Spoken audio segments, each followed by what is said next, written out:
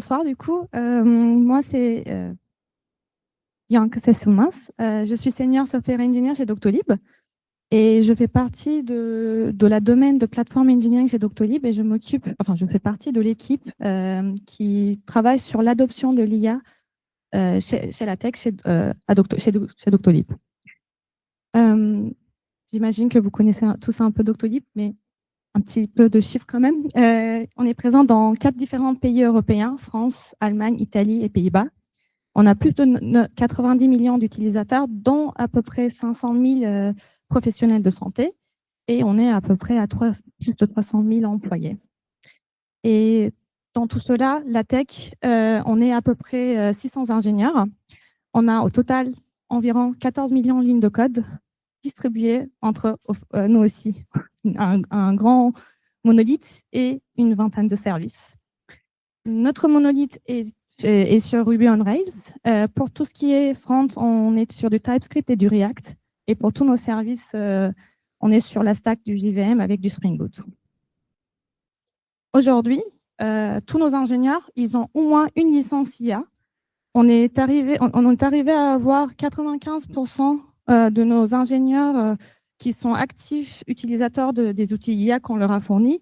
Et si on regarde à la semaine, on est arrivé à avoir 100% d'utilisation par tous nos ingénieurs.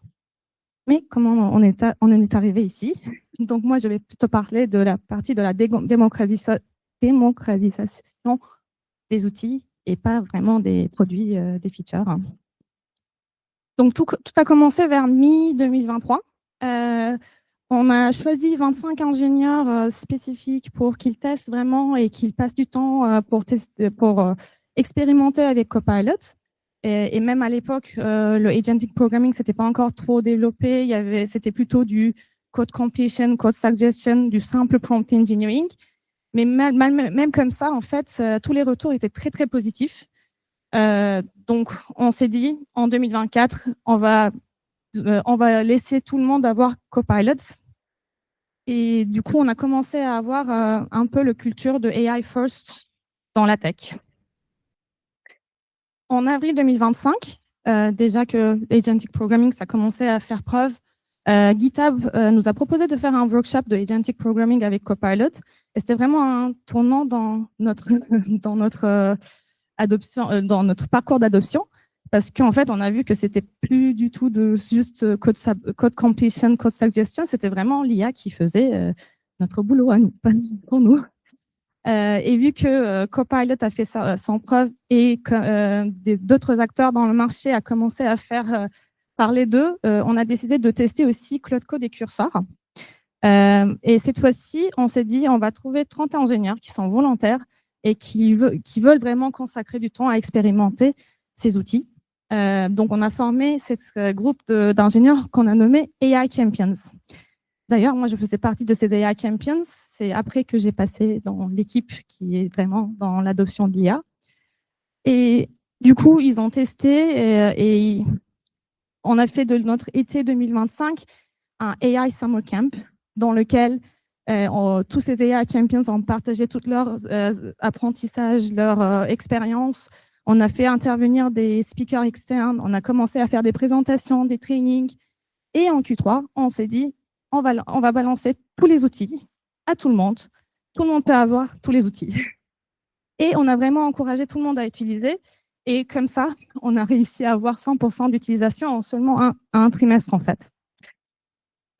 Donc, en Q4, on a commencé à avoir vraiment l'ère d'ingénieur augmenté IA. Mais maintenant, qu'on est en ce début d'année, bien évidemment, on se focus un peu. OK, tout le monde utilise l'IA, c'est trop bien, mais il faut qu'ils l'utilisent vraiment efficacement et qu'ils apprennent vraiment toutes les capacités des outils qui sont à leur disposition. Et bien sûr, on a commencé à un peu plus se focus sur l'optimisation de coûts et l'observabilité de tous ces outils. Donc, on a eu plusieurs petits défis entre-temps, comme vous pouvez imaginer. Déjà, le fait qu'on a laissé les ingénieurs choisir leurs outils comme ils veulent et on a notre contexte qui est très fragmenté. monolithes, plusieurs services, etc., il y a un besoin qui est né. Il fallait absolument qu'on établisse assez rapidement des guidelines et des bonnes pratiques. Et pour cela, on a commencé à mettre du contexte dans nos repos. C'est un peu comme le Security MD que vous avez vu, mais nous, on s'est dit, on va faire un truc un peu plus générique. On a nommé LLMS.md et on avait un CLI interne qui permettait la synchronisation et c'était bien. Mais entre-temps, il y a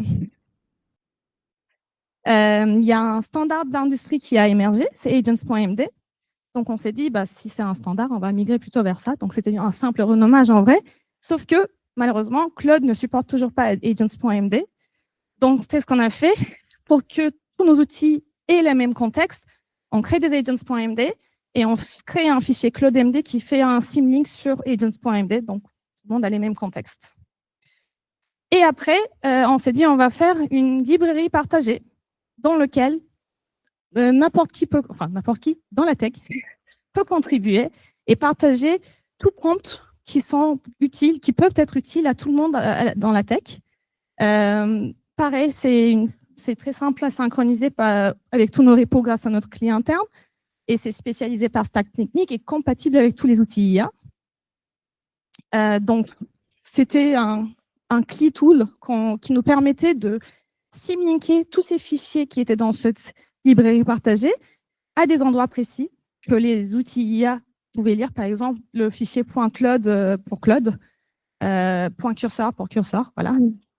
Et ça restait par contre manuel parce que tout le monde devait configurer leurs environnements locaux pour avoir cette synchronisation.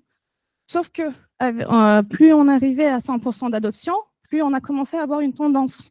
Les gens ils préféraient plutôt Cloud Code. Ou bien, tous les gens qui utilisaient Cursor, ils utilisaient plutôt les modèles d'Anthropic. Donc, on s'est dit, pourquoi pas vraiment passer à Claude? Et entre-temps aussi, Claude a sorti les plugins. Donc, c'est une manière de package tous les différents skis, agents, agents, hooks, MCP, tout ça d'une manière assez native et facile à distribuer. Donc, on a commencé à migrer vers les Cloud plugins. Et on va commencer à décommissionner Cursor d'ici la fin de ce trimestre. Après tout ça, c'était des défis techniques. On peut toujours trouver des solutions à des défis techniques, mais on a eu aussi pas mal de défis humains. Le fait que les peurs des gens comme quoi l'IA va nous remplacer, que je vais perdre mes compétences, que les enjeux écologiques derrière, ou bien juste des trucs plus expérimentaux comme avoir peur de l'utilisation, avoir peur de poser des questions. Donc, pour tous ces facteurs, pour tous ces risques d'adoption, on a essayé de prendre des actions. S'il y avait des problèmes de qualité, c'est pour ça qu'on a commencé à mettre des guidelines et des bonnes pratiques. S'il y avait une manque de confiance, c'est pas grave, on fait des workshops. On est des open hours hebdomadaires, donc c'est un meet que tout le monde peut venir tous les jours, toutes les semaines et peut poser des questions. Et enfin notre CTO a partagé la vision sa vision d'IA dans la tech. Donc, c'était assez simple. En fait, l'IA est là pour vous augmenter et pas vous remplacer. Pour pouvoir mesurer tout ça, c'est le plus compliqué en vrai. Notre première focus, c'était vraiment l'adoption. Comme vous l'avez vu, en fait, en un trimestre, on a eu 100% d'utilisation. C'était parfait. Mais maintenant, il fallait mesurer l'impact. Il fallait prouver que cette adoption sert à quelque chose. Tous ces coûts additionnels servent à quelque chose. Donc, au début, on a essayé d'utiliser tous les métriques qui sont déjà à disposition. On s'est focus sur les DORA métriques, les métriques d'adoption, des custom scorecards. C'est assez intéressant si vous ne savez pas chez Datadog. En fait, vous pouvez faire en sorte que de scanner tous vos services ou bien vos repos et checker si ça match certaines conditions ou pas et les taguer en fail ou success. Comme ça, vous pouvez dire au owner de ces repos ou des services, il faut que tu ajoutes ça. Par exemple, on pouvait checker s'il y avait bien un agents.md et cloud.md dans les repos. Mais bien sûr, c'était pas forcément suffisant tout ça. Maintenant, on veut s'assurer vraiment que nos devs utilisent tous ces outils, ils continuent à utiliser tous ces outils, sauf qu'on veut qu'ils les utilisent efficacement. Et du coup, on fait vraiment des deep dive training, des workshops, pour vraiment expliquer comment utiliser le stack cloud, parce que ils n'ont pas le temps forcément pour tester. Et si nous, en tant qu'équipe plateforme qui veut démocratiser l'IA, on force les EM, entre guillemets, pour dire il faut absolument que vous faites ces workshops, bah, ils auront absolument un temps dédié pour pouvoir tester et comprendre comment utiliser ces stacks. Et ça leur permettra aussi de créer leurs propres plugins à eux pour pouvoir partager leurs connaissances, soit entre eux, soit entre domaines, soit pour d'autres personnes pour qu'ils utilisent leur stack à eux. Et on veut aussi avoir des métriques un peu plus sophistiquées qui peuvent un peu mesurer l'impact dans le business, l'impact sur vraiment dans la qualité du code qui est produit. Mais c'est un peu encore difficile. On n'a pas encore une solution très claire qui nous permettrait d'avoir ça. Et avec ça, on veut aussi un peu optimiser les coûts. Donc, c'est tout.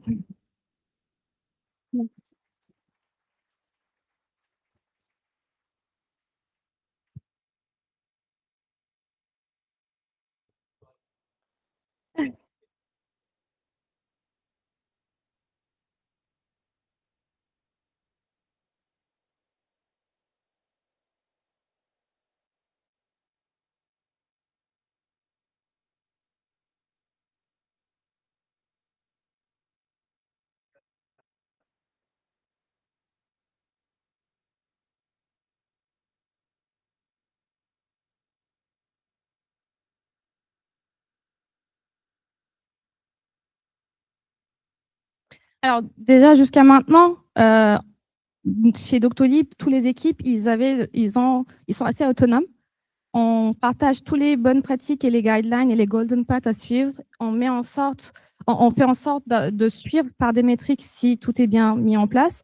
Et tous les outils qu'on a mis en place pour que les devs utilisent, ça a été éprouvé par le team security. Donc, en fait, ça dépend de notre contrat avec des outils qu'on leur donne à disposition.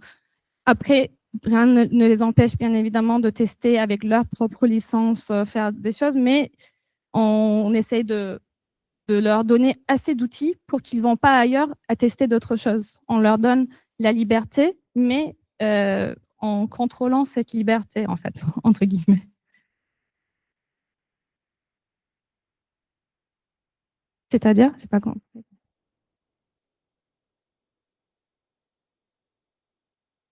C'est par des licences, en fait. C'est des licences que. Oui, non, sur les appareils de leur entreprise. Oui.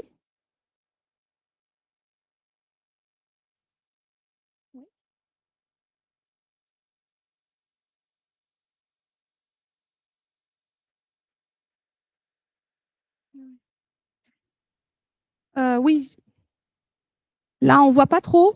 C'est un peu. J'ai essayé de mettre un peu des screenshots de nos dashs, mais en fait, on était à peu près à 80% d'utilisation de Cloud et 20% de Cursor. À un moment donné, on avait aussi testé Windsurf, mais on a vite laissé tomber. Donc, on était sur 80 à 20, mais vu on a commencé, enfin, dès qu'on a compris qu'on veut décommissionner Cursor, on a fait en sorte d'aller voir chaque curseur utilisateur. Enfin, on leur a demandé pourquoi cette préférence, qu'est-ce qui manquerait pour vous pour passer à Claude, etc. Et on a essayé de répondre à tous leurs besoins et à aider à switch vers Claude. Donc, c'est toujours en route. Mais maintenant, je pense qu'on est déjà à 85% Claude maintenant. Et ça va.